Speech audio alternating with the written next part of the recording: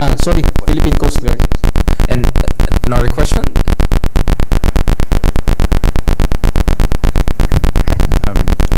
Sasaki from the Kyoto News, Japanese. I wish to ask... Sa unang tanong tungkol dun sa insidente sa Palawan, yes, no? We have been coordinating very closely with our intelligence services, with the Philippine National Police, the National Bureau of Investigation, and all law enforcement agencies of government. Gaya nga nung sinabi ko kanina, because there will be announcements here in the next few days. No? Siguro what I can say right now is that there will be more arrests, and this includes what happened there in Palawan. No? Because we have ramped up our counterintelligence efforts, and because of that, we're slowly unraveling the conspiracy, no? This operation that's being done by foreign actors to conduct espionage in the Philippines. No? Ayoko lang pangunahan ang National Bureau of Investigation and the Department of Justice. But yes, we are aware. No? In fact, we are part of the team that's looking into this, and that we expect more arrests in the coming days. Because when you have this type of individual arrested, this leads to another individual, no? Because these are all cells, so to speak. Okay. As for the other question, the Typhoon missile system, I think the Philippine government has made very clear its position that the presence of the Typhoon missile system in the Philippines was part, of course, of the Balikatan exercises. So the purpose of that was to train Filipino troops in utilizing this. It is not for offensive purposes. No, it is primarily for defensive purposes, and to ensure that the Philippines has capacity to operate such weapon system, and the Philippines has expressed its interest to buy these types of systems. In the same manner that we bought the BrahMos missile system, in the same manner that we're getting other types of weapon systems, the Typhoon is just one of those tools that we can use to strengthen our comprehensive archipelagic defense concept. And very clearly, it is for defensive purposes. No? So, as mentioned by the armed forces, this is a sovereign act. This is a decision of the Philippine government, and it is not meant for any other state. It is for the intellectual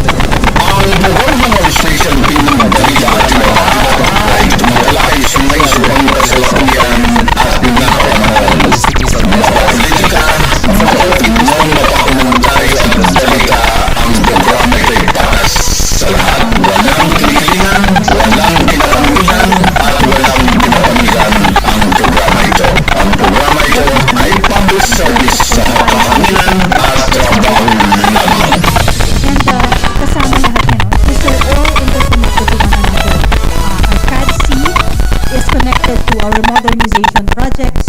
It's connected to the laws that are being passed, yung lumabas na about our archipelagic sea lanes, our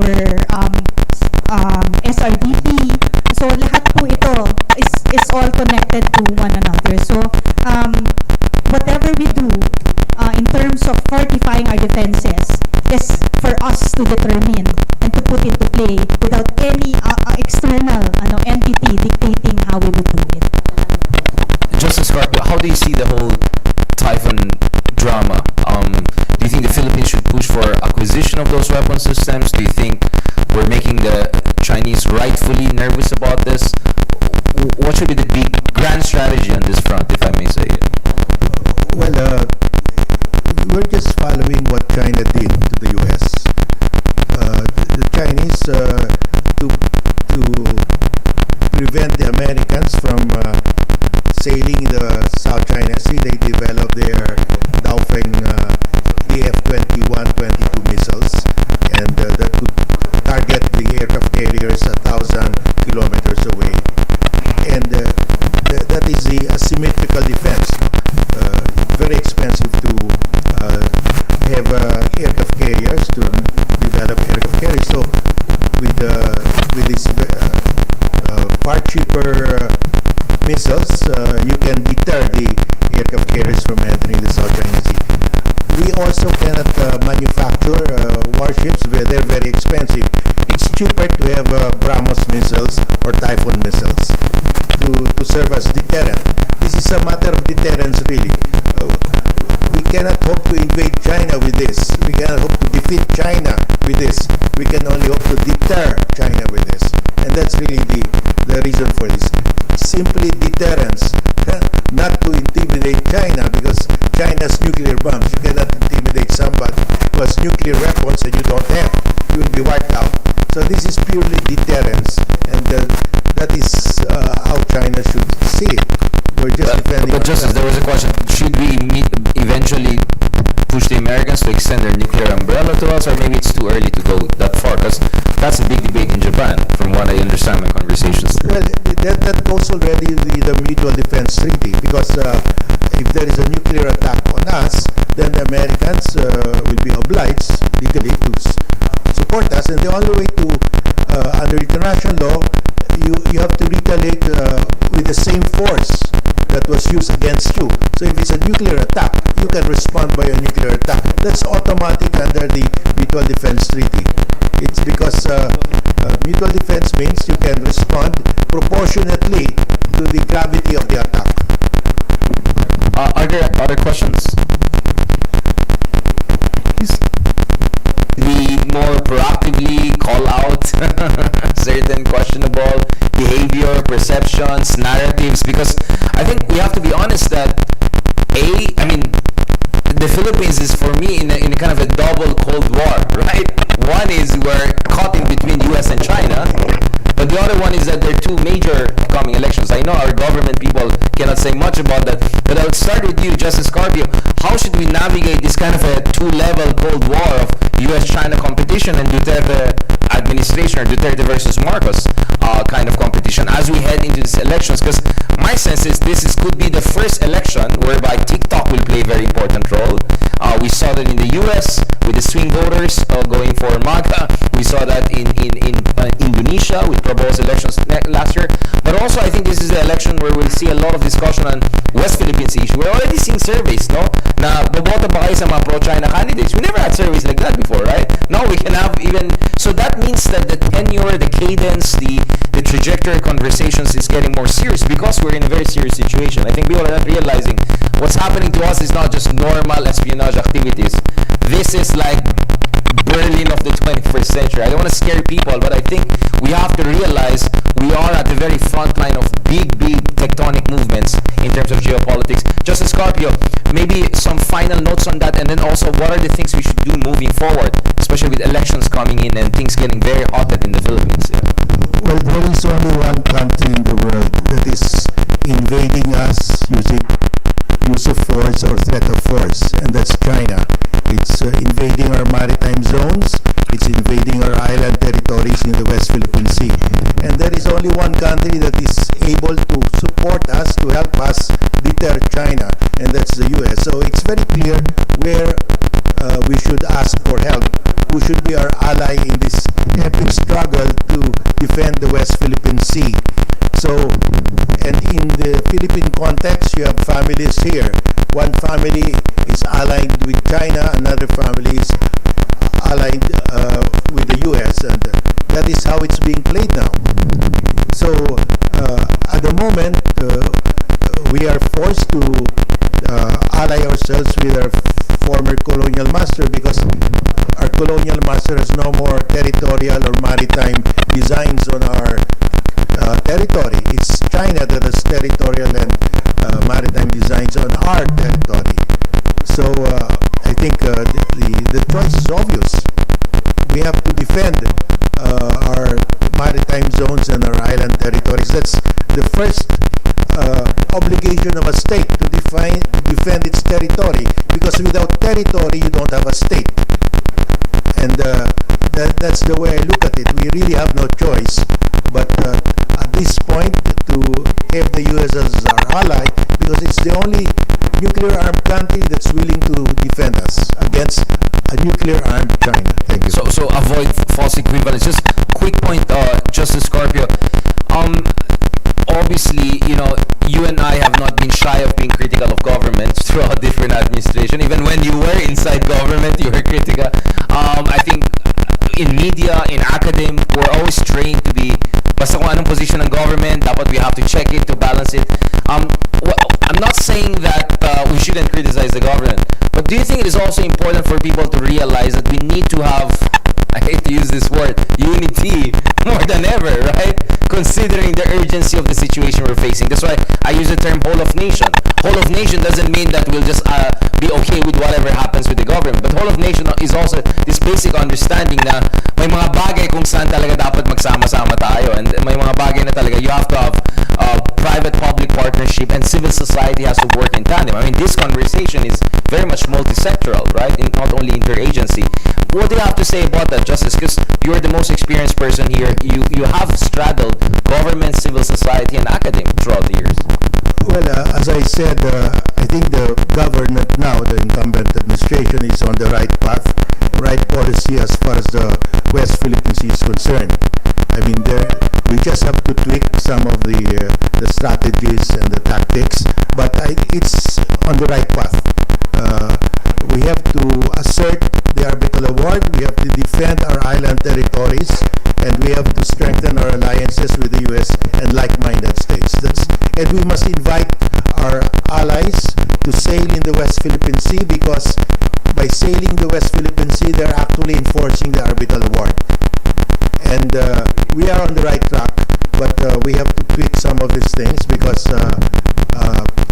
like for example, arbitration, there's a reluctance to file an arbitration case. Now we have to convince the government to do that. Thank you. So proactive. Commodore Tariela, final word.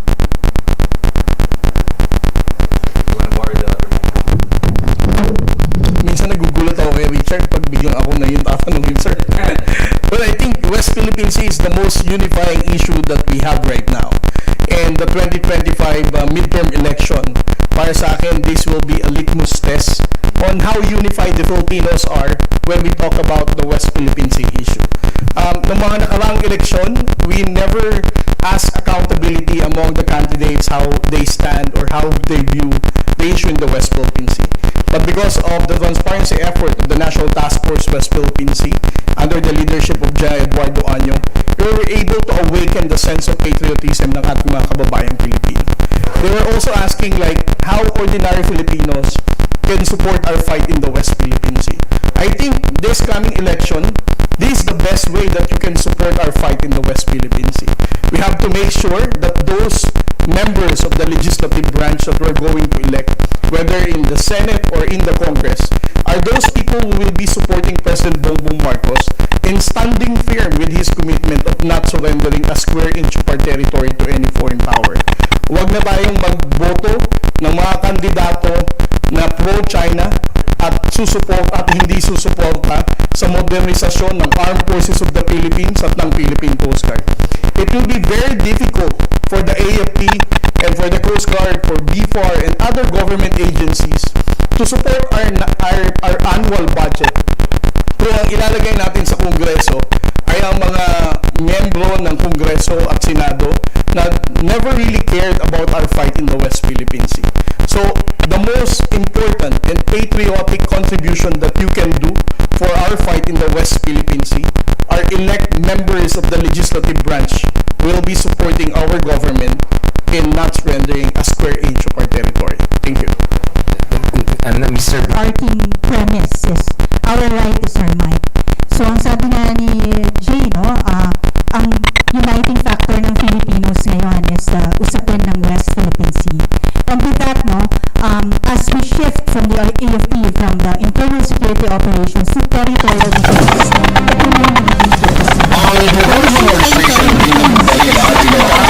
ay tumatalakay sa mga isyong kasalukuyan at napapanahon. Mapapolitika, mapapinyon, mapakomentaryo at balita ang programa ito'y patas sa lahat. Walang tinigilan, walang pinakampihan at walang pinapamigan ang programa ito. Ang programa ito ay public service sa kahanginan at trabaho lamang.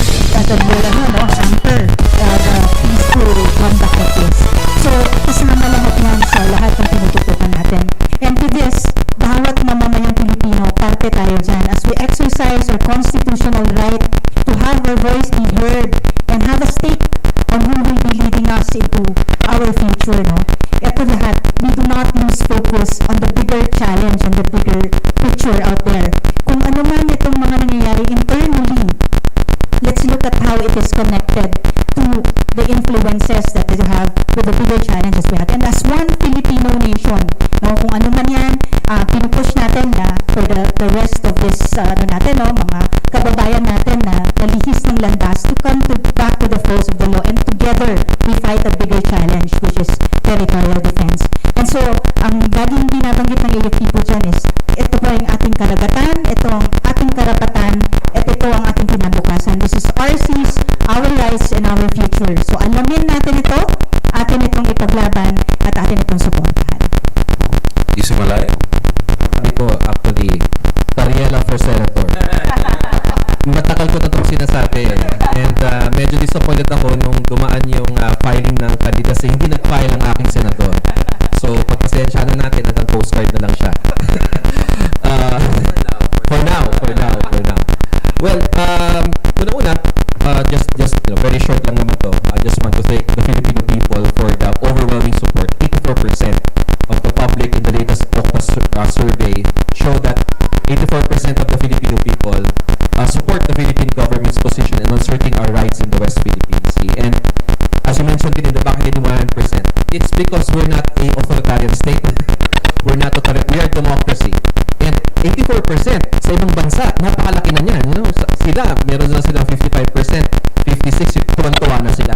That's already a vast majority. But us to have 84% in one of the largest countries in the world, with a large population, to have that kind of critical mass supporting government is a really big thing. And that is because of people like you, Richard, and my colleagues here in government who continue to fight the good fight for God and country. Maraming salamat. Thank you very much.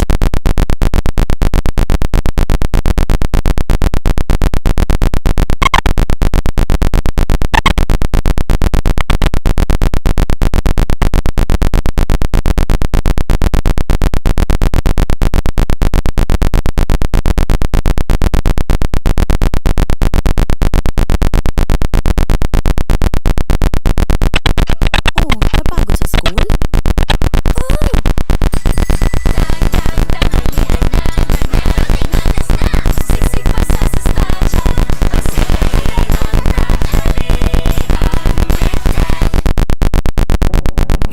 Ang perang tulog, sa inflation sunog. Push, push, push. Why burn when you can earn thousands with Maya? Others burn, Maya earns.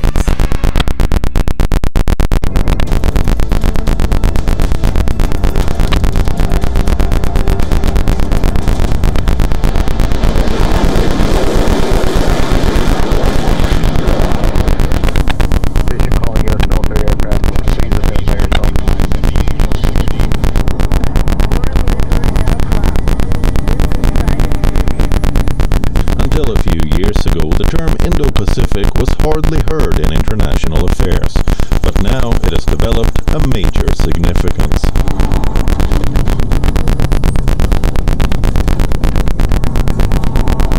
Security dynamics in the Indo-Pacific are rapidly changing. The region is home to not only the world's fastest growing economies, but also the fastest increasing military expenditure and naval capabilities. It also sees the fiercest competition over natural resources and the most dangerous strategic hotspots. Thus, it may not be wrong to say that Indo-Pacific holds the key to global security.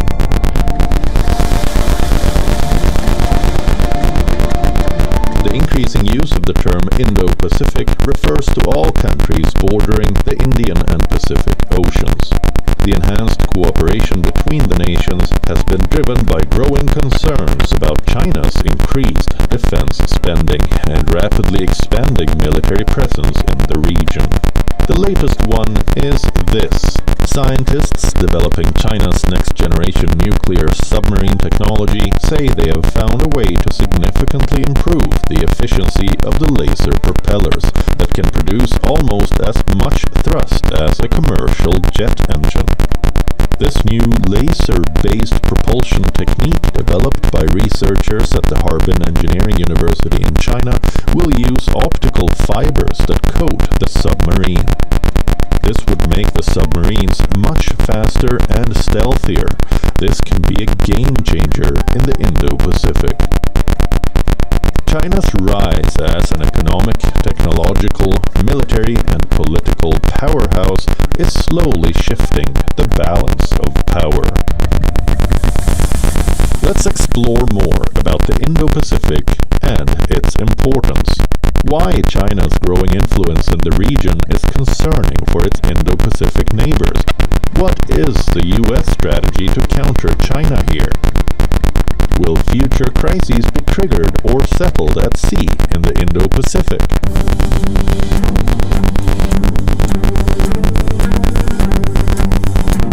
On the 21st of April, the 19th biennial meeting of the Western Pacific Naval Symposium opened in the port city of Qingdao in East China's Shandong province. The four-day event with delegations of foreign naval officials from 30 countries comes during heightened tensions in the South China Sea. Delegates reviewed activities taking place under the symposium's framework since its 18th biennial meeting. They also discussed the Code for Unplanned Encounters at Sea, or CUES, a Navy-to-Navy template designed to reduce misunderstandings and avoid maritime accidents.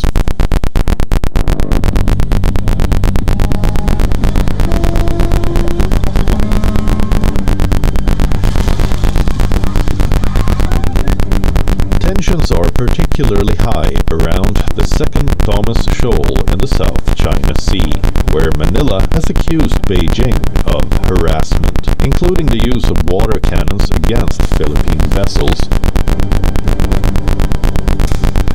When we stand as one, we're able to forge a better future for all.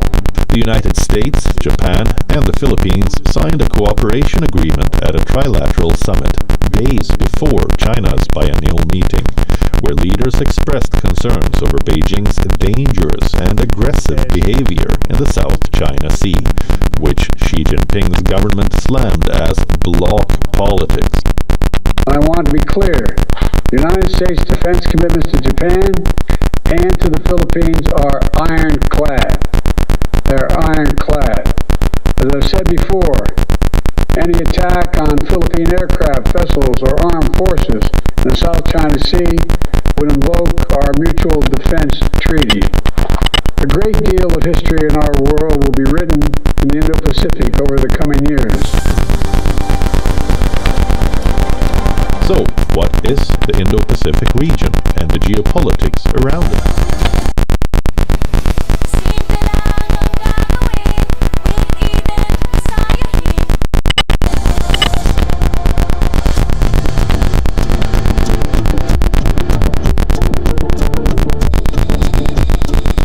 The Indo-Pacific is broadly understood as an interconnected space between the Indian Ocean and the Pacific Ocean. Its expanse is debated to be ranging from the eastern shores of Africa to the western coast of the United States. In a more functional understanding, the interconnectedness and the interdependence of the two oceans are a product of growing forces of globalization, trade, and changing equations between various countries which have broken down older boundaries and opened up new avenues.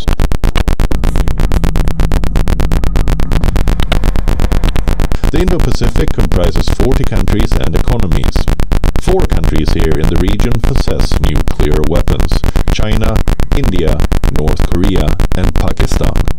From the Pacific region in the east, that includes Australia and New Zealand and many other Oceania countries, to South Asia, that includes India, Bangladesh, Pakistan, Sri Lanka, the Maldives, Nepal, and Bhutan. To Southeast Asia nations including Indonesia, the Philippines, Laos, Malaysia, Myanmar, and Thailand.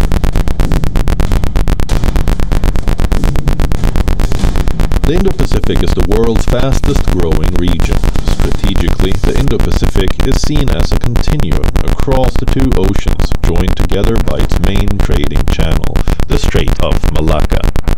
50% of the global trade, 40% of oil passes through the Indo-Pacific region. But it is the growing footprint of China across the length and breadth of the region that's threatening the other countries. Beijing's maritime advances have sprawled across the two oceans in a bid to secure energy requirements and boost its trading ties. In terms of connectivity and infrastructure, the Belt and Road Initiative puts forward the Chinese-led plan to bind the geopolitical space. Economically, China is a crucial trading partner for all the major states in the region and also takes active interest in leading the economic partnerships. However, the rise of China is to be decoded alongside that of the US presence in the region. Let's see how countries are marking their presence in the contested waters.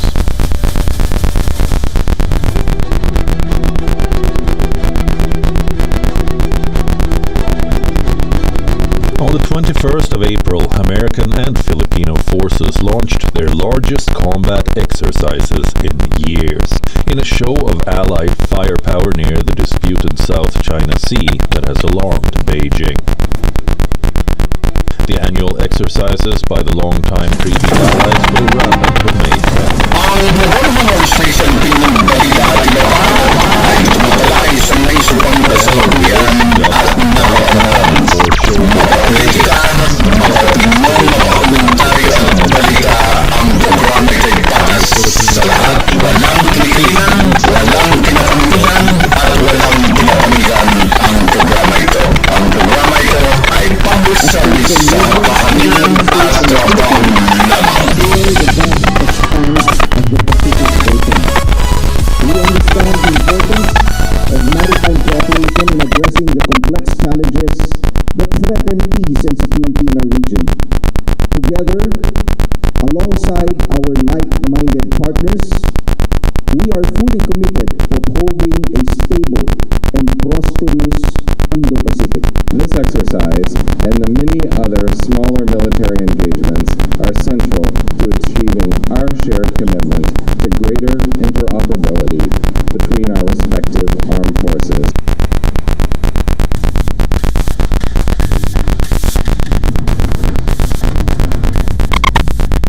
While the US and the Philippines resumed joint naval patrols in the area last year, and the US has sailed there with other allies and partners, it will be the first time that the Balikatan drills have extended beyond 12 nautical miles off the Philippines coast and into the waters claimed by China. Beijing claims the South China Sea almost in its entirety, despite a 2016 arbitration ruling that rejected the main elements of its claims and found many of its uses of the waters violated Manila's rights under the UN Convention on the Law of the Sea.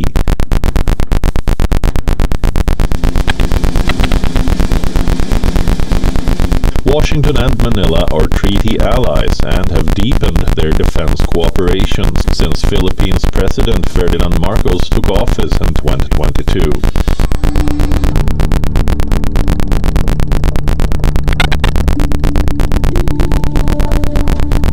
Earlier this month, Britain, the United States and Australia said they are considering working with Japan on advanced capability projects through their AUKUS security pack.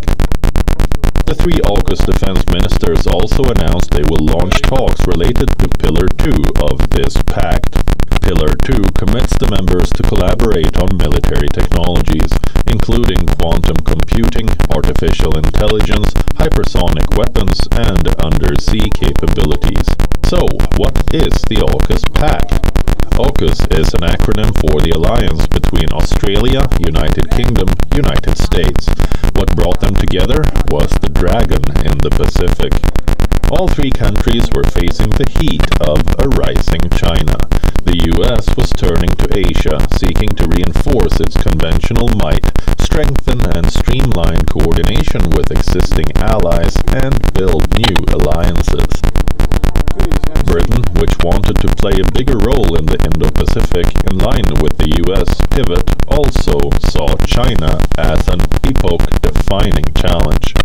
For Australia, a non-nuclear power dependent on its Western partners for security guarantees, China's rapidly growing military capabilities posed fresh challenges.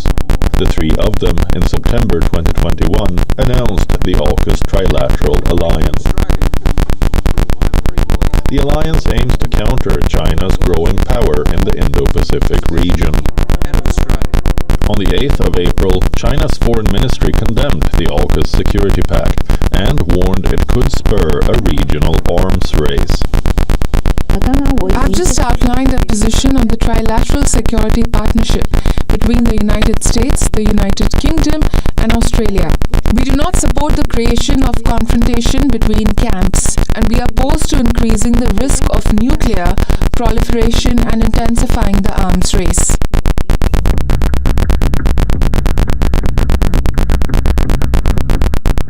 The Chinese Communist Party considers Taiwan a renegade province and issues thinly veiled threats against countries that recognize it as a sovereign state. Reports of China trying to capture the Pratas Islands emerged in 2020, prompting Taiwan to start patrolling the area with its F-16s. Tensions escalated once again after Taiwan spotted Chinese drones circling the Taipei-controlled Pratas Islands. Taiwan warned China that it may open fire if these unmanned flying machines enter the country's restricted waters or airspace. Last year, too, Taiwan's defense ministry detected 103 Chinese warplanes around the island in 24 hours. This year, in the beginning of April, Taiwan military said it sighted 30 Chinese military aircraft around the island in a 24-hour window, one of the highest daily numbers in 2024. That's not all. 20 of the aircraft crossed into the island's so-called Air Defense Identification Zone.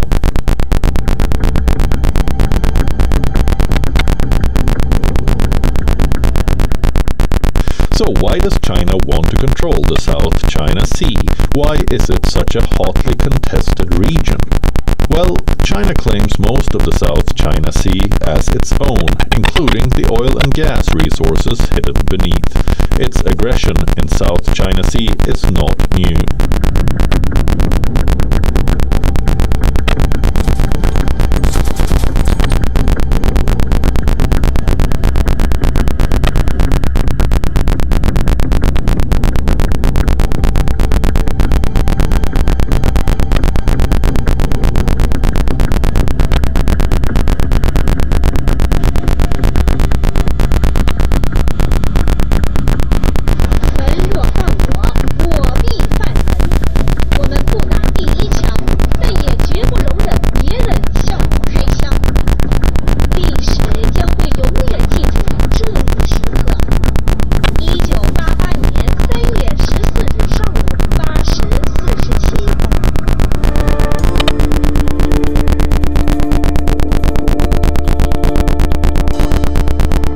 In China, it is called the South China Sea, in Vietnam, the East Sea, but it's officially known as the South China Sea. It is one of the most contested regions of the world. The Western Pacific Ocean comprises several archipelago clusters of mostly uninhabited islands, atolls, and reefs. Most of these are located in two island chains, the Paracel Archipelago, contested by China, Taiwan, and Vietnam, and the Spratly Islands, disputed between China, Taiwan, Vietnam, Philippines, Malaysia, and Brunei. Surrounded by waters teeming with fish, the lucrative region is often caught in fishery disputes. Strategically placed on a global trading route, 1/3 of the world's maritime shipping passes through it, carrying over $3 trillion in trade each year. As far as trade is concerned, it is one of the most important routes in the world. 80% of China's energy imports and 39.5% of its total trade pass through the South China Sea. The vast sea is also known to be rich in oil and gas resources that can help meet the rising energy demands of nearby countries. Beijing claims sovereignty over nearly all the sea using a map from the 1940s, before the separation with Taiwan. It bases its claim on the U-shaped 9-dash line etched by a Chinese geographer. However, this historical rights argument has been challenged by many, including Vietnam, that say it has ruled over both the Paracels and the Spratlys since the 17th century. Vietnam's coastline bordering the South China Sea is over 3,000 kilometers long. In 1974, the Chinese seized the Paracels from Vietnam, killing over 70 Vietnamese troops. Vietnam claims ancestral sovereignty over the archipelago and, like the Philippines, has accused China of harassing its ships on multiple occasions. Malaysia and Brunei also lay claim to territory in the South China Sea that falls within their economic exclusion zones, as defined by UNCLOS, the United Nations Convention on the Law of the Sea, but all of them are concerned by China's military might. Cheese Whiz has calcium that helps make your bones strong. Cheese Whiz, for the strength to do more.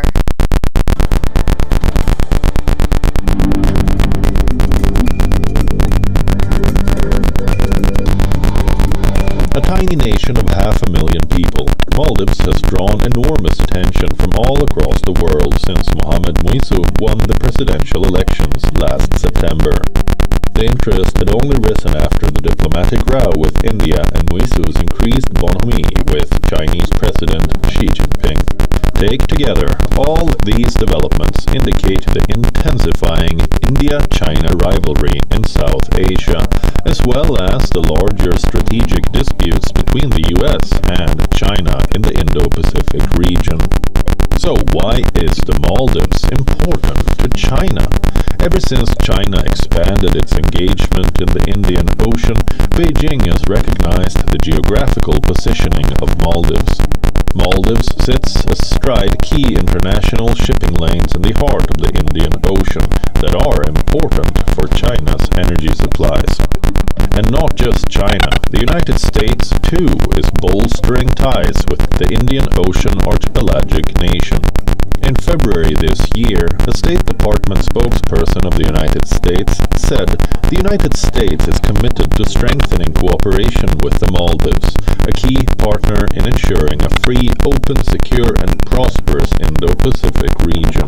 Against this backdrop, the Maldives finds itself at a crossroads in the ongoing competition between the United States and China. Decisions made by its leadership are likely to have significant implications for the geopolitical equilibrium in the Indian Ocean region.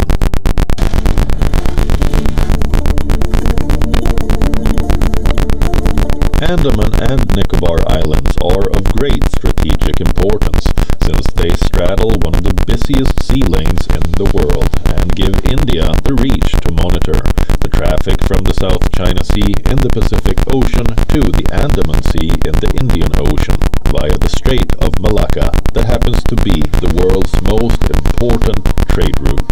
For years, the archipelago of Andaman and Nicobar Islands at the juncture of the Bay of Bengal and Andaman Sea to India's southeast remained a dormant landmass. That changed when China started making radical movements near the border areas. Fast forward to 2023, New Delhi is building a naval base to counter its perennial foe. With revamped airfields and jetties, habitat for troops to a robust surveillance infrastructure, Andaman and Nicobar Islands are currently in the middle of a major military infrastructure upgrade.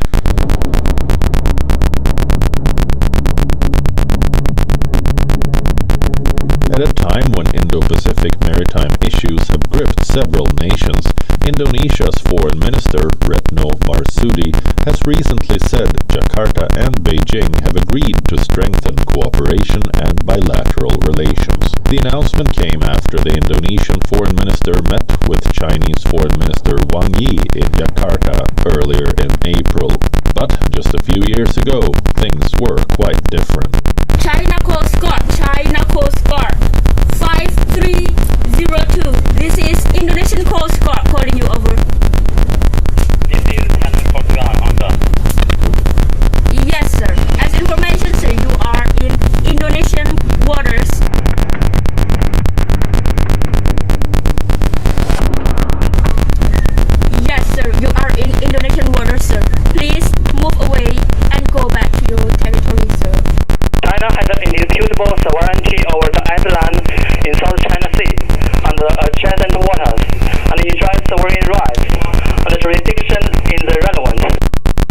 was an incident from 2019 when an Indonesian patrol ship confronted a Chinese Coast Guard vessel.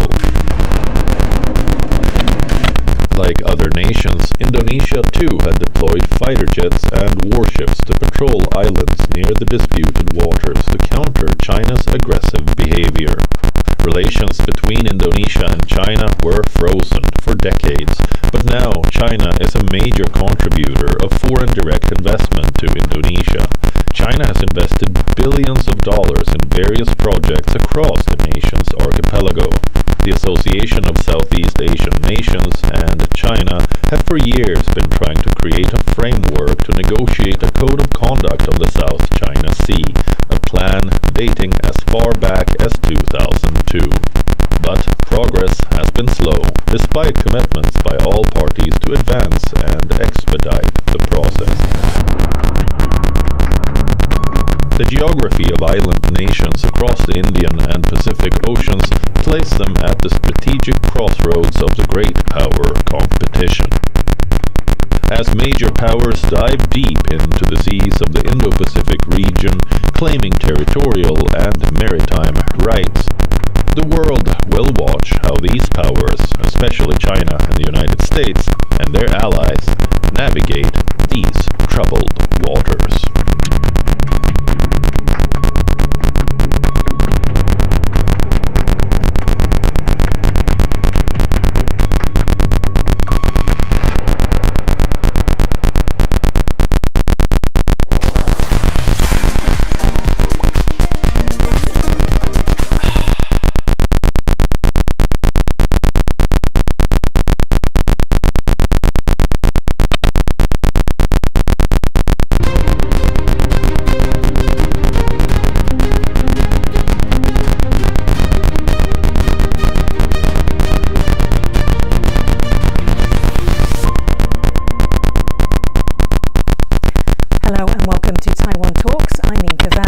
For the first time, the Coast Guards of the Philippines, Japan and the United States came together for a week of security drills.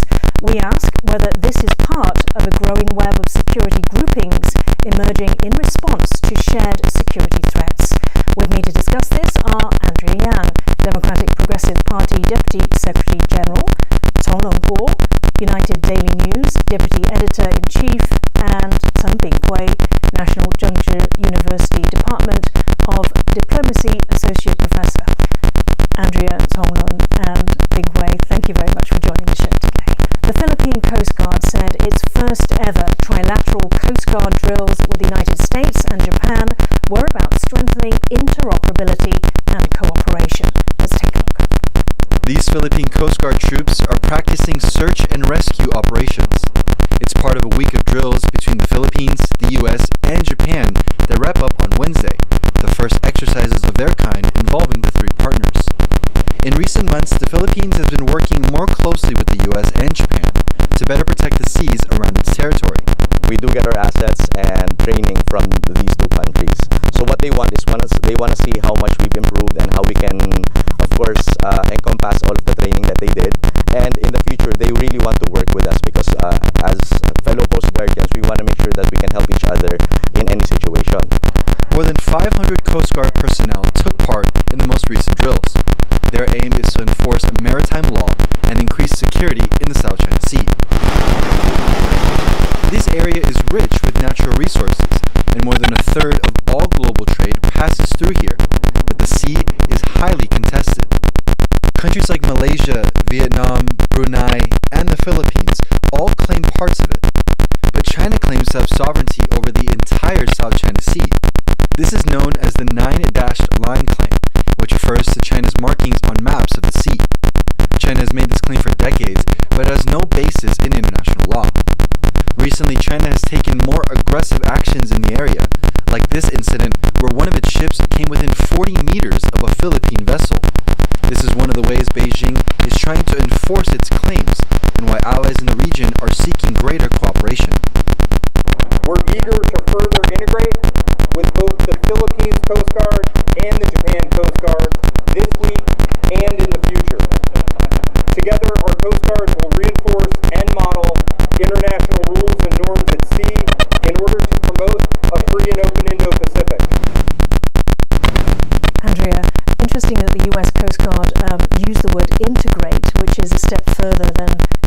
interoperability.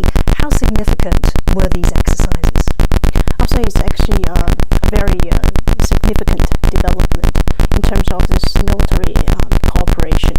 This is we look at in the bigger picture that after Korean President Yoon visited the U.S. and then this Marcos Jr. Philippines president, the frequent visit of the Asian leaders to the U.S. and to emphasize the cooperation between bilateral relations. Interestingly, they emphasize on a lot of aspects, economic aspects, climate change, energy levels as well. But it's the highlight of the Taiwan Strait has been put on the table. We say it's very indicative that the U.S. is making a great coming back to the Indo-Pacific. It represents that U.S. is sending a very strong message to the region that we are here to build a security network through real actions and through encouragement of bilateral and trilateral and multilateral cooperation in this matter.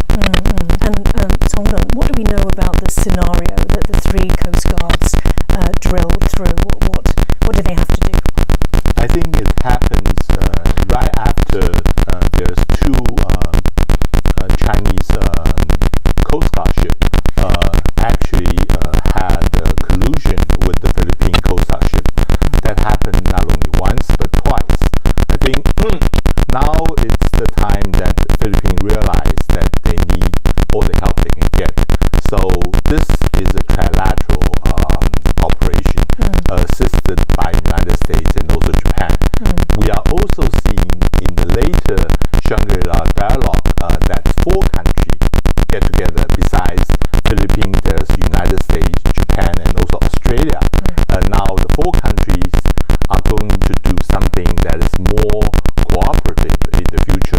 So that is a more comprehensive and even we can call it interoperative operation. Let's take a look at this map.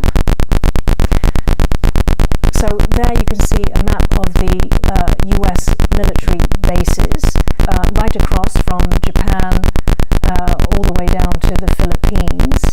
And also what you can see there are the missile ranges. So we go from short, medium to intermediate. So Professor Tan, would you like to talk us through how this is, sort of weaving this web or this net of security? This is exactly what hub and spoke works in Asia. So in Asia, the United States doesn't have a multilateral alliance. Instead, it has multiple bilateral alliances. And in recent years, and in the past too, the United States has been coordinating its bilateral allies to cooperate with each other. And this makes the interoperability better and makes the U.S. more easily access to Asia. So the recent development is particularly significant because we have seen a lot of U.S. effort to call on Australia, Japan, South Korea especially, to do more in Indo-Pacific and more recently the Philippines. I think the reason for Philippines to join, exactly as we just discussed, is because the Philippines realized that it faces significant threat from China. So in the past few years, the Philippines Ang Hormone Station Balita at Ibabaw ay tumatalakay sa may subang kasalukuyan at napapanahon. Mapapolitika, mapapiniwan, mapakomentaryo at balita. Ang programa ay patas sa lahat. Walang kinikilingan, walang pinapantihan at walang pinapamihan ang programa ito. Ang programa ito ay public service sa kahanginan at trabaho lamang.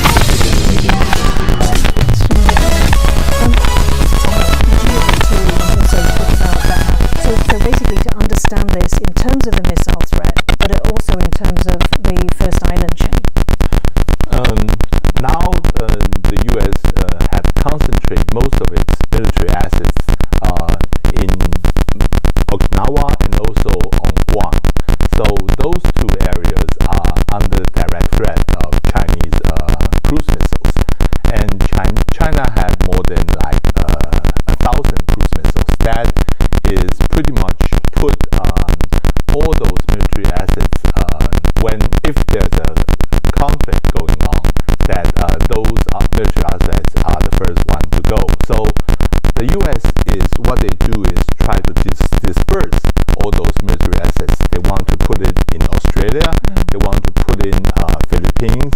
They are also thinking about more cooperation with Korea. They want to put it in Korea. So by that way, if ever there's a tension, if there ever going to be a conflict, at least they can save some of the military assets. And on the other hand, they are also encouraging other countries to develop their also countermeasures. For instance, Australia have been buying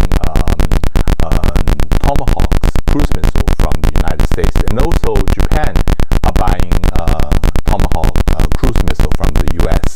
And I think in a way, Taiwan missile development is encouraged by the U.S. at the same time. So those countermeasures can better help to neutralize the threat coming from PLA. And so the Philippines coming on board is basically, another piece of the jigsaw in a way. Andrea, ASEAN announced it will hold military exercises in the South China Sea in September. Now, the bloc's members have held naval drills with the United States before, but never military exercises as a bloc with members on their own. Earlier in May, the Philippines held an ASEAN naval fleet review. Let's hear what the then Philippine Secretary of Defense said. All the armed forces are talking to each other. I think we can prevent what happened because we are talking about peace, we are talking about understanding, and we are reaching out to everybody. Even though we are small, but when we gather together, our voice for peace and prosperity for the ASEAN region and also the Indo-Pacific will be louder and bigger. Andrea, so this voice that the Defense Secretary there was talking about, who is that voice speaking to with the combined voice? I think it's pretty apparent that China is the only country that's posing threat through this region. So it's quite clear to me that this message goes through Beijing. Then Philippine people, they have a very strong support towards the U.S. It's from what I remember, at least 70% of the Filipino people, even higher too. This recent political and military threats from China and their strong political message to separate Asian countries actually annoyed a lot of countries who prefer peace, stability, and future economic prosperity, especially after post-COVID-19 pandemic. All the countries, they have a lot of issues to deal with, but China is busy posing threat around the world, and this worry increased after the consequence of Ukraine and Russian war. So it is quite clear that all these countries, they went back to Second World War cooperative relations with U.S. Revival of those U.S. mutual treaties. Okay, the Philippines' new Secretary of Defense, Gilbert Tidoro, says China needs to be magnanimous and earn the trust of Filipinos. Tidoro served as former Secretary of Defense from 2007 to 2009 and is a former lawyer. A senatorial bid in 2022 banned him from taking up this promised position within a year of that election campaign. In an interview with ANC, he responded to China's criticism of the United States forming a so-called Asian NATO at the recent Shangri-La dialogue. Let's see what he said. He said, the Philippines is a value proposition on its own self and not a pawn of anybody else in the geopolitical battle that's raging within our area. Just like we do not question the build-up of defensive and offensive capabilities of other countries, they should not question ours, and they should not tie up our build-up of our capabilities to any question of whether it is Taiwan or whatnot. To discuss what Teodoro means for Philippine defense, my next guest is Justin Bakisal, an independent geopolitical analyst and a former Philippine Department of Defense policy officer. He attended the recent Shangri-La dialogue representing the Philippines. I spoke to him earlier. Let's take a look. What are you expecting from your new Secretary of Defense, Gilbert Teodoro, in terms of facing the threat from China? Secretary Teodoro, unlike his predecessors, Secretary Galvez or Secretary Faust, he actually did emphasize a deconfliction agenda with China, which means that the Philippines will try to, number one, continue dialogue where there are matters that we can agree upon with China, economics, trade, infrastructure assistance, so nothing changes in that respect. But also secondly, deconfliction also means that the administration will try to, as much as possible, balance out the defense cooperation portfolio. So right now we have defense cooperation with Japan, the US, with Australia. Those are the three main security partners of the Philippines right now. And last week, President Marcos has stated that he wants to diversify defense cooperation portfolio with non-traditional partners as well. And China is one of those non-traditional partners in the Philippines.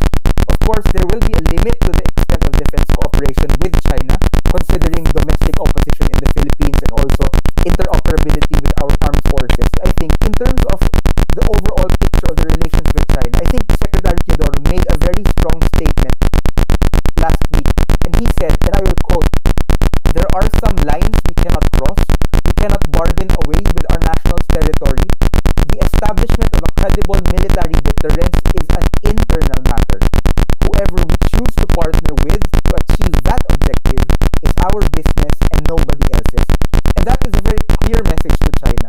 Secretary Teodoro is affirming that we will continue to have good economic relations with China, but on matters of national security, we will not compromise for matters such as territorial incursions. Ang programang legislation pinagbalita at iba't ay tumatalakay sa may subang kasalukuyan at nakapanahon. Mapapolitika, mapapinong, mapakomentaryo at balita, ang programa ito'y patas sa lahat. Walang kinikilingan, walang pinakampihan, at walang pinapanigan ang programa ito. Ang programa ito ay public service sa kahanginan at trabaho lamang.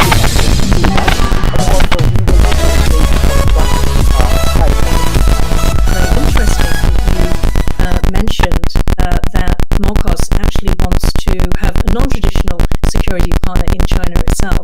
How do these two things fit together? In terms of the overall security cooperation, the Philippines always has had security cooperation with China in counterterrorism.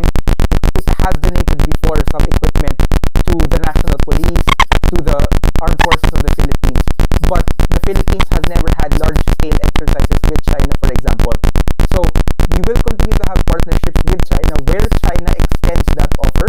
But at the same time, I think personally, I don't think that much will come out from this. Primarily because a lot of the military maneuvers or exercises that the Philippines would need right now are regarding territorial integrity, and I highly doubt that's something that China would be willing to undertake jointly with the Philippines.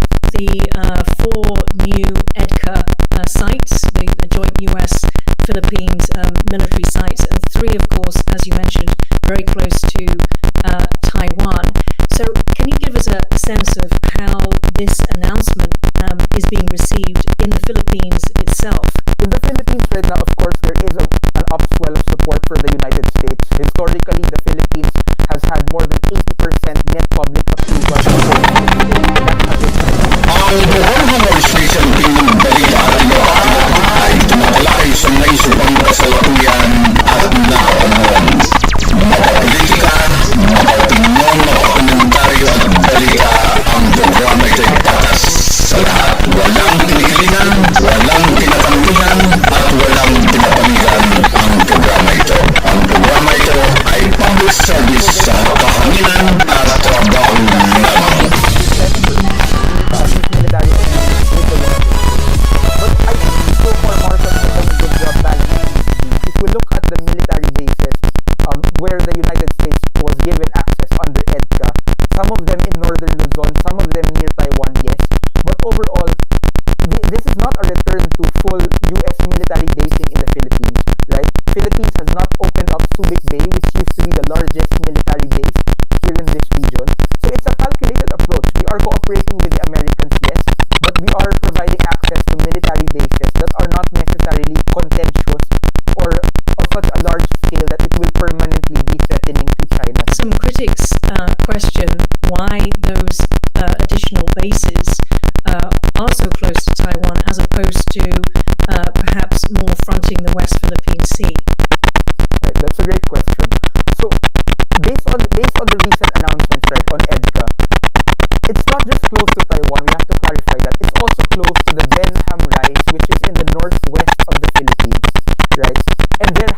some Chinese incursions in that area for the past 3 or so years as well. So it's not just Taiwan. It's not just Taiwan why we're concerned with the northern provinces in the Philippines. It's also because our eastern approaches, which is in the Benham Rise, that's also being threatened by China's growing military footprint. So yes, Taiwan is one factor to that, but the Philippines actually has legitimate territorial integrity issues in the north of the country in general. It just so happens that Taiwan is close to it. So recently, the Philippine military announced the creation of coastal defense system in the northern part of the Philippines, and that's really in keeping with that doctrine. In the Philippines, if there was a Taiwan contingency, would there be support for Taiwan militarily? Right now, the primary interest of the Philippines with Taiwan is protecting the migrant workers, Filipino migrant workers in the area. So we have about close to 150,000 migrant workers in Taiwan. And in the event of a contingency in Taiwan, the goal is to repatriate them. So there are already plans by the Philippine military to do that. But in terms of military support to Taiwan, that's something that the Philippines still hasn't decided. So one faction of the military establishment in the Philippines says that we should keep out of it. Another faction in the Philippines is more of the view that Philippines should support status quo relations in the Taiwan Strait, because if China takes over Taiwan, then China militarily will be freed up to concentrate on other areas such as the West Philippines or South China Sea, which will be against Philippine national interest. So to that extent, there is also growing interest in the defense of Taiwan, although politically, I have not heard any politician try to make that promise of an undertaking to support Taiwan. That said, I think the Philippines is indirectly trying to manage tensions between China and Taiwan by hosting more US troops and military facilities here in the Philippines, and that contributes to the deterrent factor. You, Justin, were at this year's Shangri-La Dialogue in Singapore, and after the Chinese Defense Minister Li Shangfu's speech, there was a question from a Philippine Coast Guard, Jay Tariella. Jay Tariella was asking, why is there a gap between China's words and China's actions? This is a big concern in the Philippines. So even during the previous administration under President Duterte, the Philippines has tried everything to be diplomatic and cordial with China. But if we look at the military situation in the South China Sea, China has continued to militarize that area. We continue to have encounters between our two coast guards, and the Chinese still continue to harass Filipino fishermen in that area. So the Philippines right now is just taking a different approach, which is hard military balancing. So China will respond to power, and that's really the approach that the Philippines has taken so far. And I think it is working quite well for the Philippines, that we finally have operational responses to Chinese harassment in the South China Sea. The operational responses, can you tell me a bit more about that? Operational responses means that we do have capabilities to actually respond when there is an incursion from China. So that includes having more patrol vessels in that area. That includes specifically calling them out for their behavior. That includes publicizing China's harassment of our Coast Guard vessels in that areas. And that includes surveillance, reconnaissance, those sorts of things. So that's what we mean by operational response, because before, a few years back, we didn't have those capabilities. So even if we did have legal standing to claim the part of the area, we can't really enforce it. But right now, with the help of the United States and with support from other countries like Japan and Australia, and with a better, clear domestic policy right now that we will not allow these incursions on our territory, the Philippines is really poised to try to confront China on matters where our national interests really clash.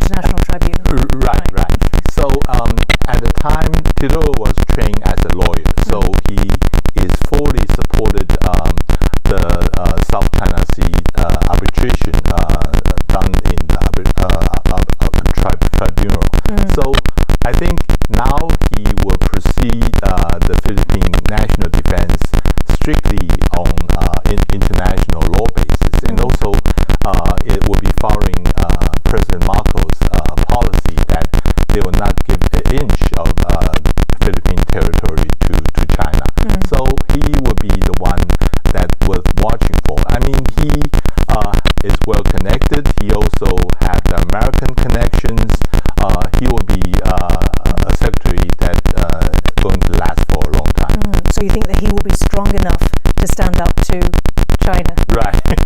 And also, don't forget, he himself had been running for president. He had his own political ambitions as well.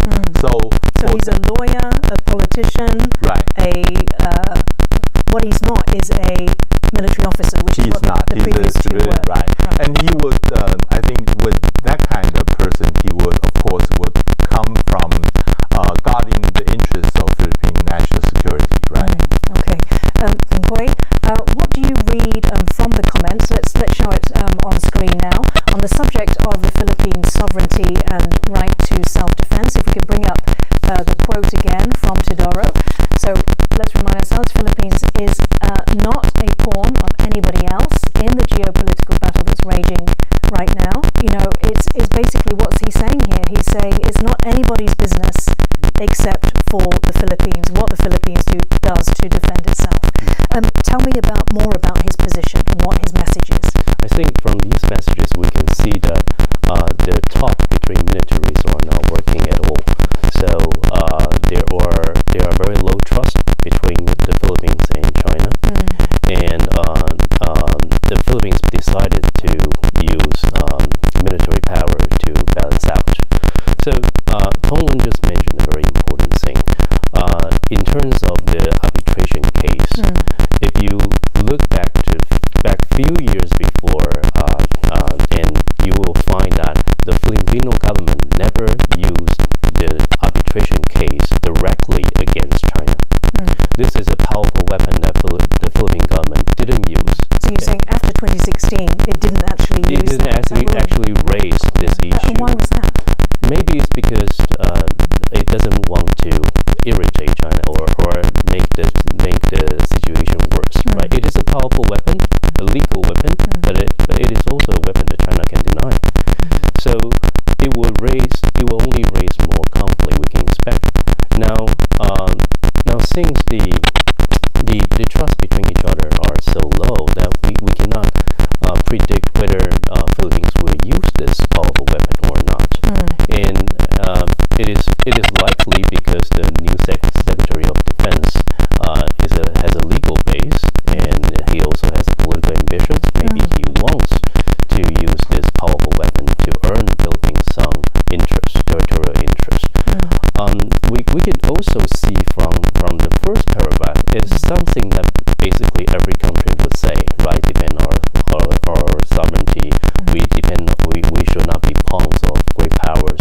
But the fact is, I think the Philippines clearly knows that if it wants to play this geographical game and geographical battle with a powerful nation like China, that it would need a powerful external power, and the only reliable one will be the United States. There will be some cost, of course, but maybe this is something that the Philippine government is willing to pay right now. The cost, as in loss of autonomy, as in you will allow more U.S. troops to station in the Philippines, which may raise public discontent. And this is something that the Marcos government actually pays a lot of attention to. Okay. Andrea, Teodoro says that his role is priority is to create deterrence against the threats from China. And he says that the best way, or one of the key ways to do that, is to create this will to fight amongst Filipinos and this civilian defense. Now, this sounds very much like Taiwan, right? So I wondered whether you can talk about the threats posed by China to number one, Taiwan, number two, Philippines. Well, again, this is a preparation of securing Taiwan's potential conflict with China, which China has claimed many times that they will use military weapon against Taiwan if necessary. So I think this message is really scare a lot of neighbor countries. So the preparation will be very significant. And the previous Filipino president chose a closer tie with China. With a lot of economic investments and mutual benefits and all that. Did kind of scale back towards the end of his presidency? I think he was making this approach against a lot of Filipino people's will. As I mentioned before, that according to polls, that Filipino people tend to trust U.S. government a lot more than Chinese government. So it was quite an odd approach in the previous terms. So in this Teodoro, if I can pronounce his name right, Secretary Teodoro makes a very clear sense that the Philippines has to be prepared. The increase, the civilians need to be prepared. So the confidence of supporting the government's policies and future cooperation with the U.S. and even with Japan, Australia, and other Asian countries to make sure that Taiwan Strait, if there is a war, that the Philippines they will be involved because of the U.S. Army's involvement and also the U.S. military bases. So the Philippines has no way to stand out of this. So they are doing a rational preparation in securing the region's peace and stability. Okay. Because we can, when we look at the studies that talked about, which islands or reefs or outposts, China has occupied. I see that there are 6 reefs inside the actual West Philippine Sea, out of 30 across the whole of South China Sea, and China also occupies Scarborough Shoal. The Philippines appears to occupy 9 features. So, this battle is very much it has begun, it's underway, territory has been claimed by China itself. You mentioned the military build-up. I want to talk again about Japan, Philippines, and Taiwan. So in Taiwan, this year we had a jump in defense spending, 13%. It's taken us to about 2.4% of GDP. Japan, as we all have heard, they're at 1%. They want to increase that to 2% of GDP. Let's take a look at the Philippines. They've been creeping up a little bit over the last few years and now around about 1%. How much of an increase do you think we could see under Teodoro and Marcos? I think nowadays every country had increased their defense spending. I think usually in the European countries they have now almost reached 2% of GDP. In terms of Taiwan, we just crossed the boundary of 2%. There's a lot of criticisms on whether that would weaken government finance and all that. But I would see it from another way. Since there is such an explosion on military spending, Taiwan can really create our own defense industry out of this. It's not that we are going to make a plane or make a ship, but rather the component of those military hardwares. So the recent visit by the U.S. defense industry. True, right. I think that Taiwan has a very strong electronic industry, and that would be very helpful. That would not only for Taiwan own defense, but also would helpful for Taiwan's own economy. And we are seeing that Japan have been saying that for the next 5 years they're going to increase like 57% yearly about their military budget, and they were very quick will reach 2% of GDP. And Philippines will be the latecomers. And at the moment, it was the U.S. lending them Coast Guard ships. Japan is providing the retired naval ships to them. But gradually, Philippines is just like Vietnam. They realize their real national security interests will have to protect it by themselves. But there is one thing I want to remind people that Philippines will welcome the U.S. and Japan or Australia or any other countries to help them defend their South China Sea. But there will be hesitation from Philippines, from Manila, whether they should join the U.S. in order to have a military confrontation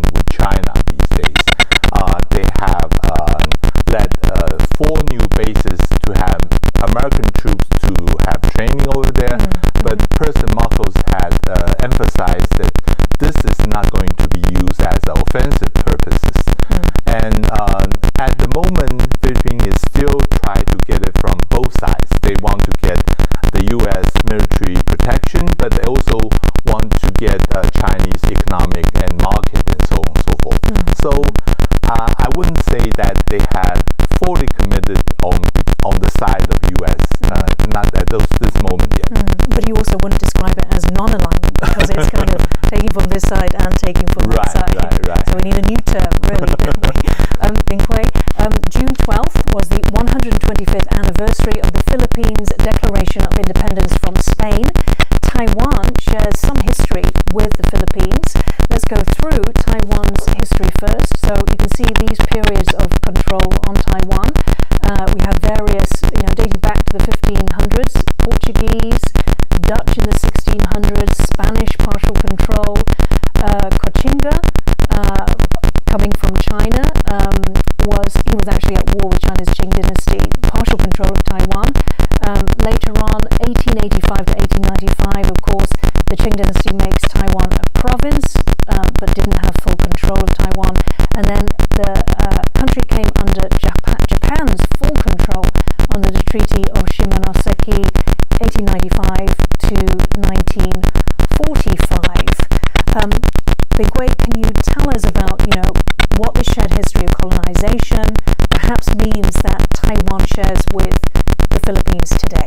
Okay, so I think one thing we can understand is that Taiwan was not under full control from the colonial power until the Japanese control. Before then, they were always indigenous tribes where the authority could not maintain control. Fierce resistance, didn't they? Right. And also, but if you look at Philippines, apart from the main islands, the bigger islands, there are thousands of islands in the Philippines, and the colonial control from the Spanish mostly reside on the main island, and it was a very tight control, and it really changed the economy of the Philippines. So it gave rise to a new generation of indigenous people who want to fight for their independence.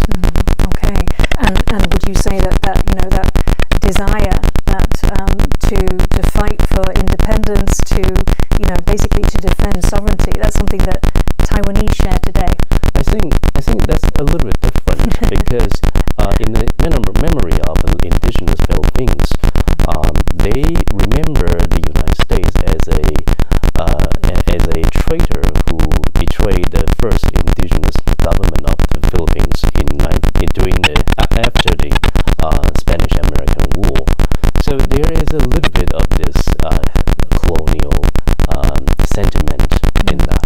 But in Taiwan, because of the post-war policy toward Japan and the connection between the local people and the Japanese government, we have a lot of affection to the Japanese government, and also the Japanese colonial period.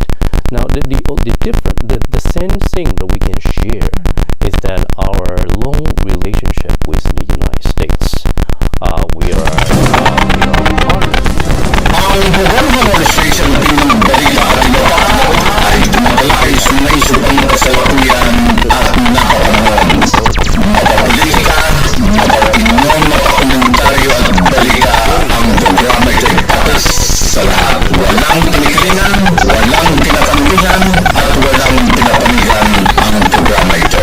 Ang programa ito ay public service sa kahanginan at trabaho lamang. Troops in the South China Sea. The military grade laser temporarily blinded the Philippine crew as they sailed close to the second Thomas Shoal, 105 nautical miles off the Philippine province of Palawan, well within Manila's exclusive economic zone. Not long after, Marcos Jr. said the Philippines will uphold sovereignty according to international law and will work with neighboring states to secure safety. Let's take a look. The country has seen heightened geopolitical tensions that do not conform to our ideals of peace and threaten the security and stability of the country, of the region, and of the world. This country will not lose one inch we heard there, he was asked at the press conference how he would deal with this Chinese aggression. Marcos said he wouldn't escalate the incident, and wouldn't invoke the Mutual Defense Treaty with the US. That was back in February. Here's Justin Bakasal again. The Philippines has faced harassment from China for the past year, so this is not the first time. So before, China has also rammed Filipino fishermen vessels in the same area. So this is not new to the Philippines, but the broader point for the Philippines, I think, is whether in trying to be restrained in our responses to these incursions, whether we are actually inviting Chinese aggression down the line. That's the question for the Philippines, and that's the question for President Marcos as well. Because domestically, a lot of people in the defense establishment here in the Philippines think that we should have a stronger response to China, and President Marcos is still straddling how to respond to these kinds of behaviors from China. And so far, I think he has managed it quite well, because by the nature of these incidents, right, these are relatively small incidents that don't really warrant a major escalation. But of course, all these things would add up over time. They will accrue, and of course, whether this will embolden further Chinese incursions in the area, that's going to be the next test for President Marcos. We heard there in the soundbite from Justin about this dilemma. You know, if we do not act strongly enough now, does that invite further aggression down the line? Now, it's interesting the position that Marcos finds himself in. Recently, he said to the press that it was not true that the Philippines is shifting away from the PRC. So I guess the question is, you know, if you increase your security with the US, does that mean that you are not shifting away from China? Well, I think this is, of course, a diplomatic language, I would say. It is very clear that the Philippines is trying to enhance security relationship, and that would threaten China's presence in the vicinity. That will impact the relationship with China. But on the other hand, we have to note that the Philippines did not cut its relations with China, and it still maintained a lot of economic and trade and investment relations with China, and that part didn't change. And it doesn't seem that Marcos government tried to use this as a leverage against China to make China stop the aggression on the sea. So what happened on the sea may be something that related to the security of the defense, but in terms of other business with China, the Philippines wants to remain unchanged, but it is not so sure that China would do the same. Yeah, in reality, it might be different. Right. Yeah. Right. So, Tongo, do you believe that this was a message from Marcos to try to placate China, perhaps, or is it actually them trying to define and to walk the path of strategic autonomy? They are trying to do it, but my concern is that maybe they have eventually would run into difficulty with China, especially within the South China Sea. There are two parts. One is on Scarborough Shore. Now it's occupied by China, but it's claimed by Philippines. And regardless of fishing, quarrying, or other issues, this is one of the sitting bound. The other would be on Thomas Shore. That the ship was sink a delivery by Philippines to sit on the shore, and China recently there's report that they want to send a powerful towboat to tow the boat away, and that is another thing that potentially would damage the China-Philippine relationship. Andrea, now let's turn to Taiwan. The Republic of China, under the Republic of China Constitution, of course, Taiwan also claims the same, relatively same territory, according to the 9-dash line. Let's have a look here. In 1956, which was under the KMT's martial law era, Taiwan took full possession of Taiping Island. It's circled here, or Ligor Island in the Philippines, in the disputed Spratly Islands. Here is the area that's claimed under the 9-dash line. That's 80 to 90% of the South China Sea, claimed by both China and the Republic of China, Taiwan.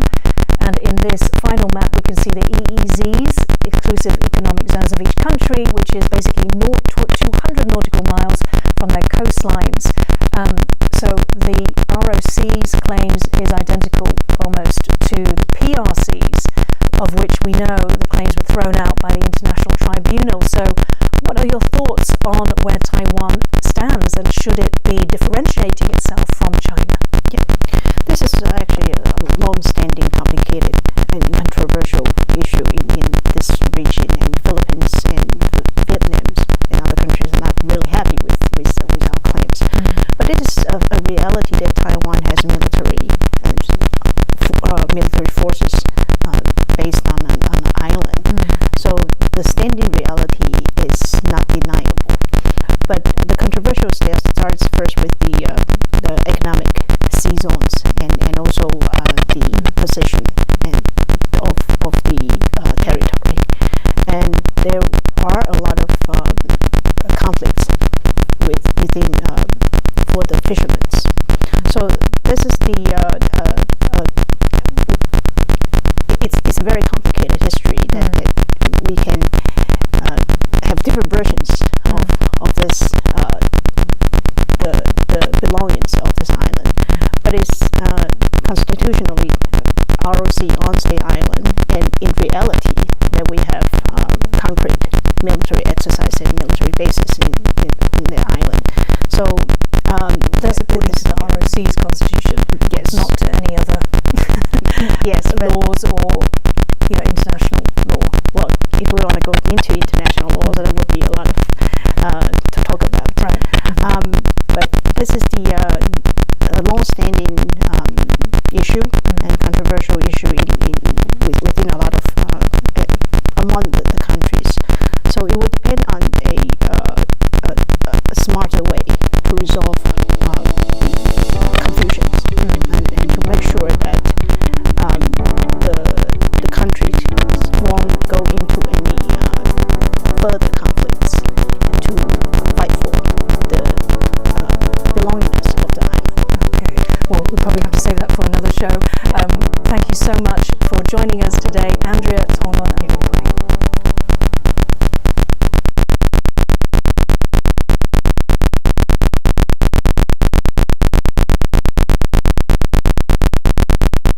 Let's start first with this. Right now, they have detected 5 Chinese vessels in Ayungin Shoal, clearly within Philippine waters, within our EEZ.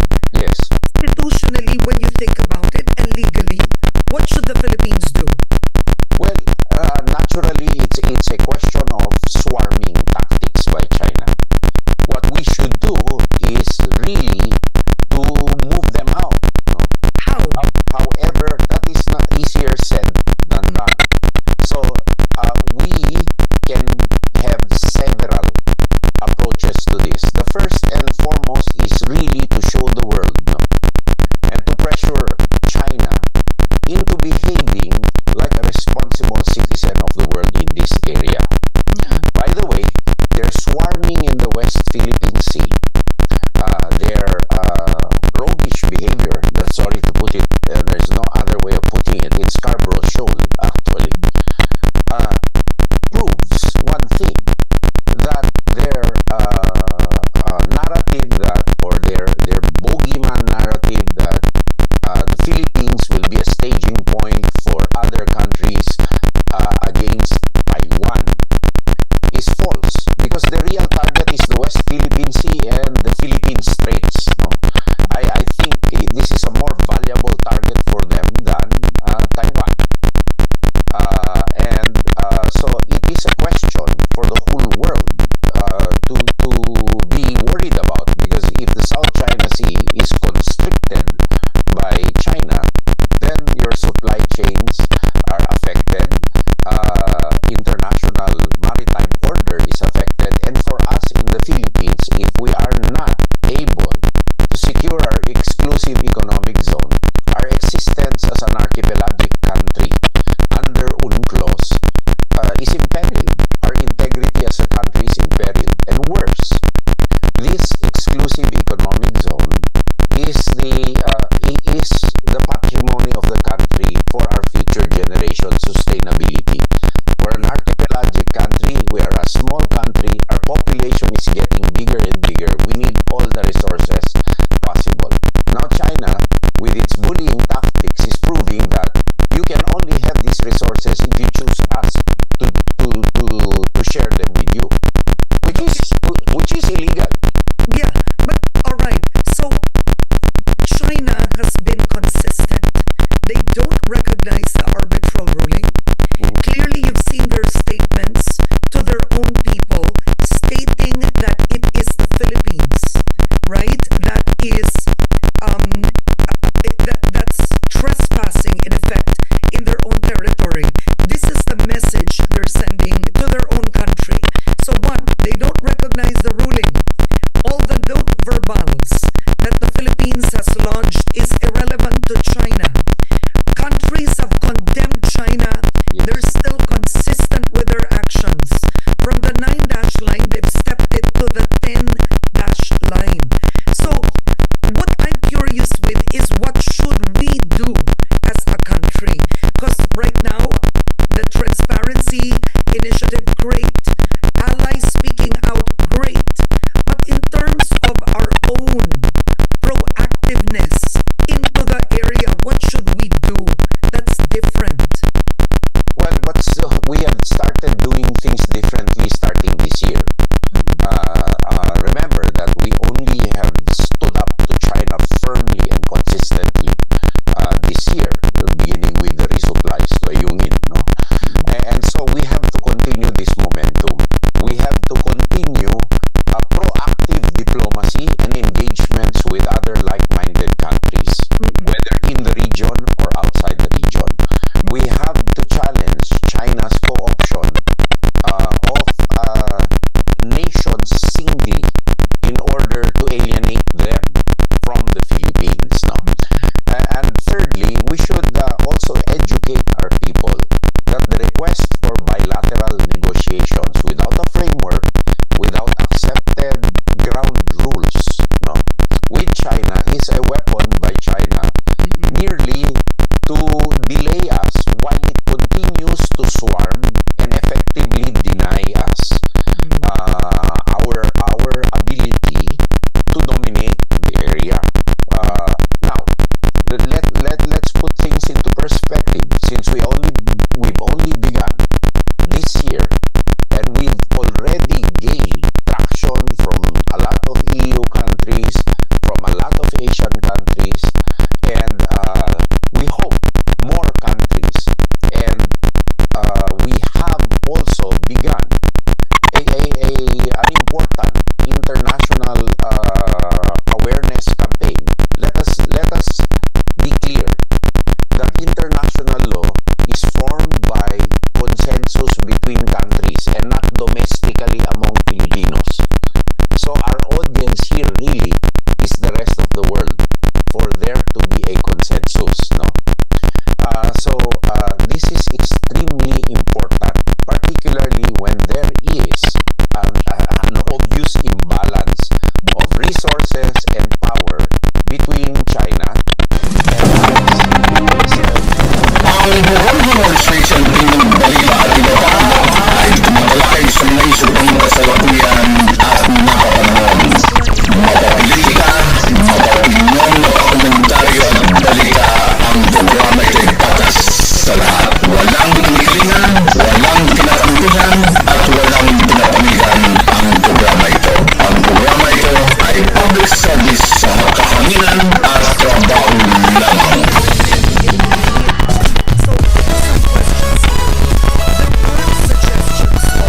Let's say our allies, Coast Guard, assisting us in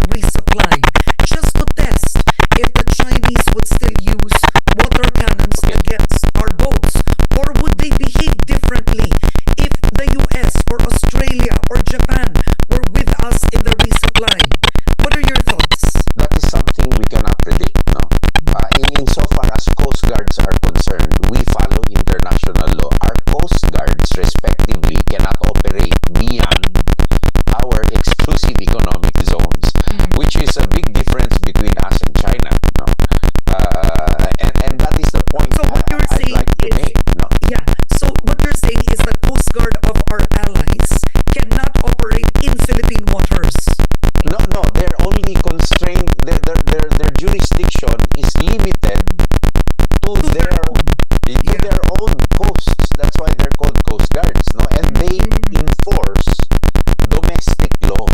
Actually, let's remember the Coast Guard is there for maritime safety and security and for law enforcement. And law enforcement equates, no, to domestic jurisdiction unless it is piracy in the high seas, which is an international crime. No? I wanted to ask you, during the time of former or the late President Ninoy Aquino, he sent a gray ship, right? He sent a gray ship, and China responded by sending the Chinese Navy too. But I remember an interviewee who said, but the mistake that Pinoy did was our Navy was sent back home. So what I wanted to ask you, based on a little bit of history, it was former Senator Richard Gordon who said that on this show. Is that an option for the Philippines at this point, Secretary? All options are on the table based on certain criteria. Number one, that it has an effect, and secondly, we can sustain. If we cannot sustain an option, then it definitely is off the table. Now, and that goes for anything in general, no? Even our modernization and our plans. However, the situation there is so variable because we do not know what China is thinking. For example, even in the structural or bureaucratic sphere, I have no counterpart in China to this day. There is no defense minister in China. Okay. And so their processes are opaque, and we do not know. So it makes them quite difficult to predict. But then again, that is the job of the national security experts to do. And that is the job of the DFA to do. My job basically is to build up our capabilities, build up our working defense relations, and if I focus on that, I have a better chance of succeeding. And so I'm really focused on that. But what's interesting here is the fact China's been quite consistent. I mean, after many years, many presidents. Karen, may I say China is not consistent but obstinate. Okay, all right, obstinate, your words. So what I'm trying to say is, after all the presidents that we've had, we've woken up with China reclaiming already different parts of the West Philippine Sea. So, for example, Scarborough Shoal, they're still there, and our fishermen can't freely fish, and even Vietnam, right? Because Scarborough Shoal has been decided to be a common fishing ground. But let's say ito ang Ayungin. They're there. The presence is there. So maybe let's put it to possibly what happens if BRP Sierra Madre falls into pieces, right? So all they have to do is play the long game, the patient game of waiting. And then Ayungin Shoal, I wanted to ask you, how could we rebuild the structures there if sa simpleng resupply mission, we go through this kind of harassment? It is indeed a challenge to have some permanent presence there. However, we need to have presence in all areas of the West Philippine Sea. And we are, of course, operationally, the armed forces of the Philippines and other concerned agencies are studying the options for that. But that is an imperative that we have presence in the West Philippine Sea to counter China's swarming and the attempts to deny. I mean, any country, for that matter, really has to have domination over or dominion over its own area, whether it be sovereign rights or jurisdiction. Because if you can't enforce, you can't have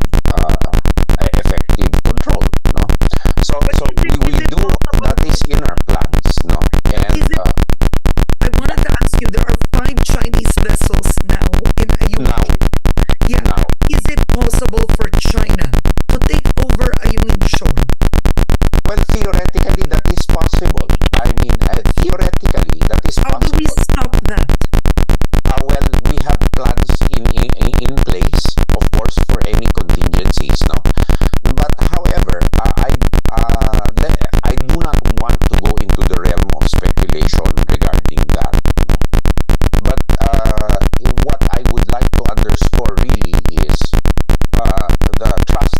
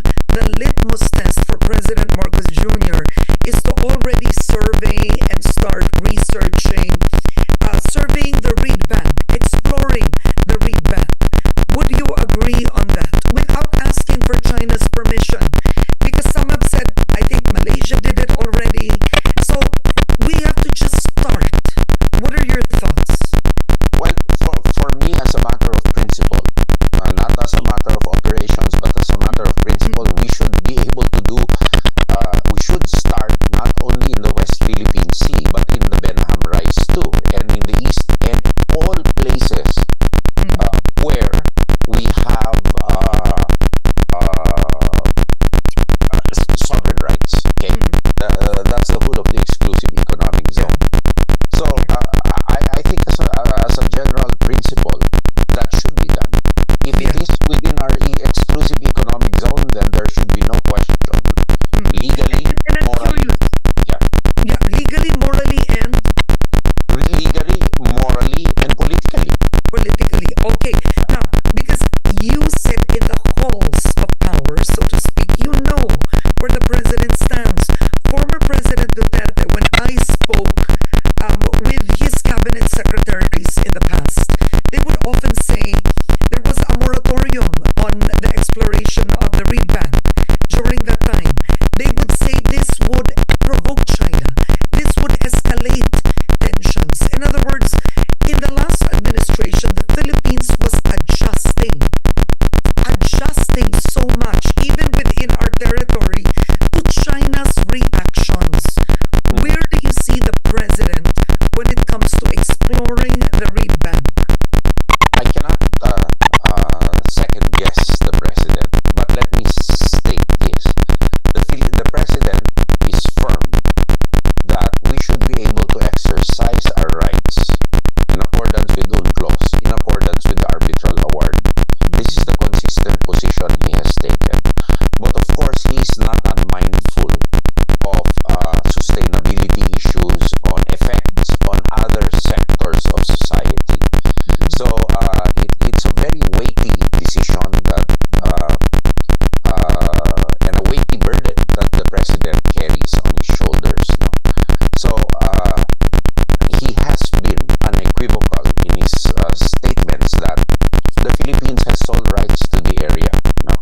Now, as to whether there will be this activity here or there, I will not even pretend to second guess or even talk ahead of the responsible colleagues of mine who are responsible for it. All right. Now, let's move forward now with, I want to ask you with the Marawi bombing. Yes. It's been determined that the suspects actually were even former students of Marawi. And it's a failure of intelligence, some sectors have said, right? Because there were already reports that a week before there would be a possible bombing. Overall, what lessons have we learned, you learned, I mean, the security agencies learned moving forward with the Marawi bombing? In terms of the moniker failure of intelligence, I'd like to echo Senator De La Rosa's statement after we briefed him that there was a failure to appreciate intelligence. And it is safe for me to say, had there been police or armed forces people inside the MSU compound, then appropriate security measures could have been done. That would have forestalled this incident.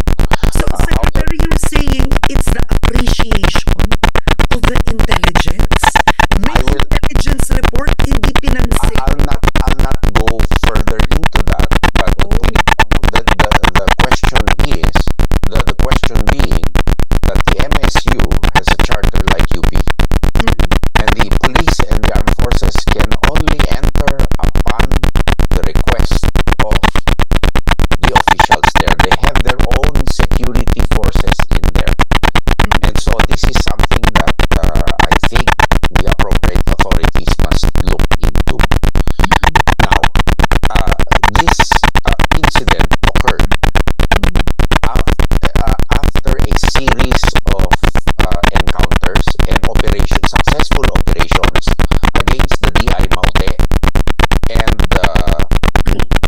the ASG in Sulu. And we also saw in the news yesterday, I believe, that the MILF has also gone against Maute and the IFF elements. Because there are reports of activities there. However, we have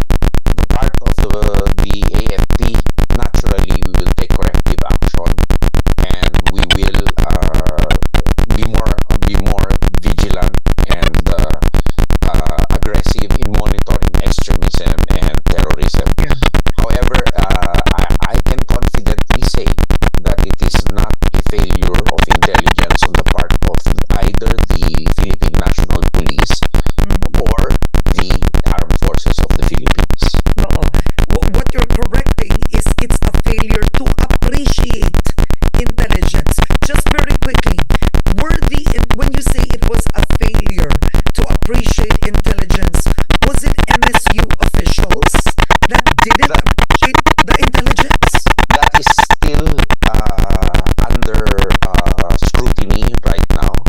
But the fact is that the MSU has its own security force, and AFP and PNP personnel are not allowed to enter MSU without their request or unless they have prior consent. But I think after the incident, they have requested a company of police and a company of armed forces personnel to be in there.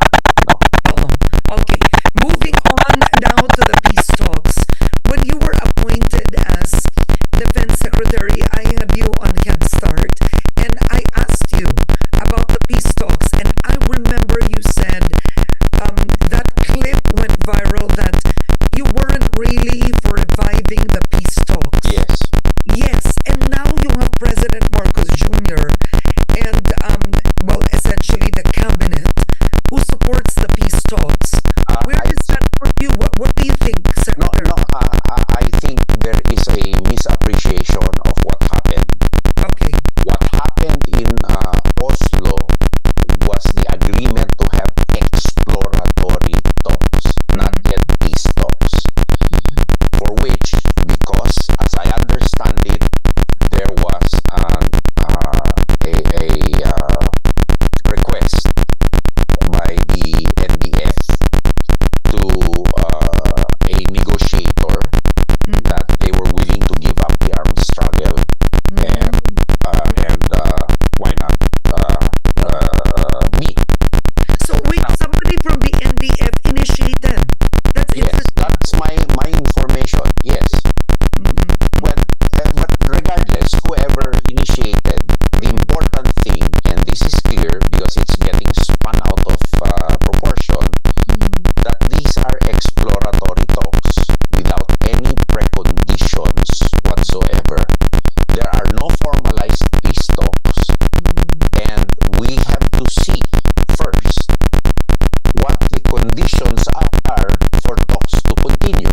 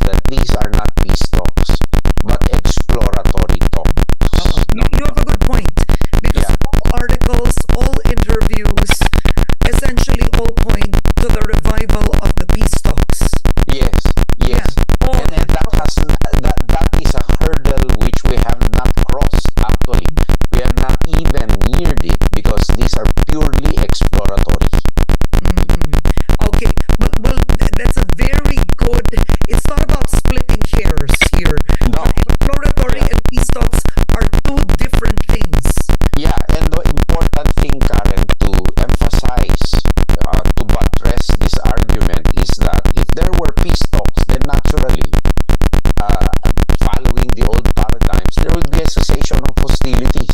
There's none. Sorry, I'm not going to use the term cessation of hostilities. There will be a cessation of law enforcement operations against the CPP, NPA, NDF, and the cessation of activities of the NTF-ELCA, which is not the case at all. It continues. Okay. My last question, I'm going to go back to the West Philippine Sea. There is a budget for 2024 to rehabilitate Ayungin Shoal. I know that it's put under the DOTR, I think, or the DPWH to give it a more civilian form, right? But at the end of the day, it is a military outpost. Is that fair to say? Ayungin Shoal is not a military outpost. BRP Sierra Madre is an active naval ship. So, ang tanong dito, Secretary, for 2024, is this government committed to, one, improving Ayungin Shoal is one thing, but also rehabilitating BRP Sierra Madre? We will make, let's say this, I hope you can appreciate that I cannot answer the question because it will delve into classified and operational matters, but we will maintain our presence in the area. All right. On that note, I want to thank you so much, Defense Secretary Gibo Teodoro, for joining me once again. Sir, a Merry Christmas to you. Merry Christmas to you, Karen, and to all our televiewers. Merry Christmas. Ingat po sa COVID and respiratory diseases. Thank you. All right.